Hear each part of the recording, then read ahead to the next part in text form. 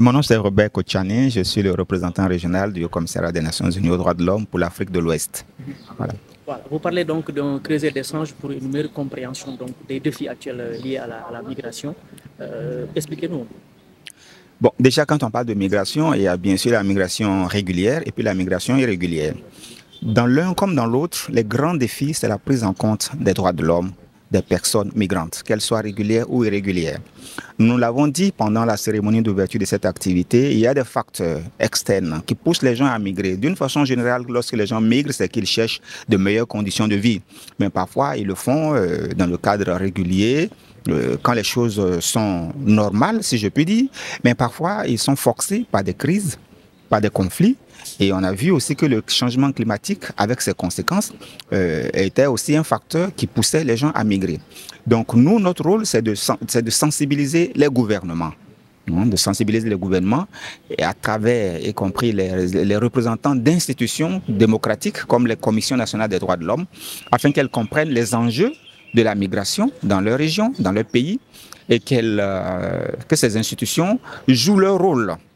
Le rôle qui leur est dévolu, puisque nous parlons des institutions nationales des droits de l'homme, le rôle qui leur est dévolu, y compris sous les principes de Paris, qui est le document qui gouverne la création et le fonctionnement des institutions nationales des droits de l'homme, que ces institutions comprennent leur rôle et puissent jouer valablement leur rôle auprès des institutions nationales qui sont en charge des questions migratoires. Donc c'est l'essentiel de ce que nous sommes là à discuter avec des représentants d'institutions nationales des droits de l'homme du Mali, du Burkina Faso, du Tchad, du Nigeria et autres qui sont présents à cette activité de 5 jours. Dans la plupart des pays présents dans cet atelier, excepté le Niger, ne disposent pas d'une politique migratoire claire. Est-ce facile dans ces circonstances de pouvoir mieux prendre en compte vos préoccupations?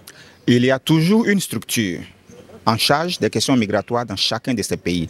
Idéalement, il devrait y avoir une structure officiellement installée et qui a une politique claire de migration. Ici au Sénégal, nous avons, je sais qu'il y a une structure, le CL, le SILEC, voilà, qui est en charge de ça. Donc, une des actions que nous renforçons durant cette activité aussi, c'est d'encourager la création et l'opérationnalisation de ce genre de structure afin que les choses soient bien claires. Donc, les participants vont repartir aussi avec le mot d'ordre de pouvoir contribuer à la création et à l'opérationnalisation de ce genre de structure dans leur pays. Il faut qu'on soit clair sur ce qu'on veut en matière de migration afin qu'on puisse facilement et clairement également mettre en œuvre ces objectifs-là sur le terrain. Est-ce que vous aidez également les États à intégrer le cadre de politique migratoire de l'Union africaine à partir duquel ils peuvent élaborer leur propre politique intégrant justement cette question des droits de l'homme? Absolument. L'Union africaine fixe le cap et chaque pays essaie de respecter ce cap vis-à-vis de ses propres réalités.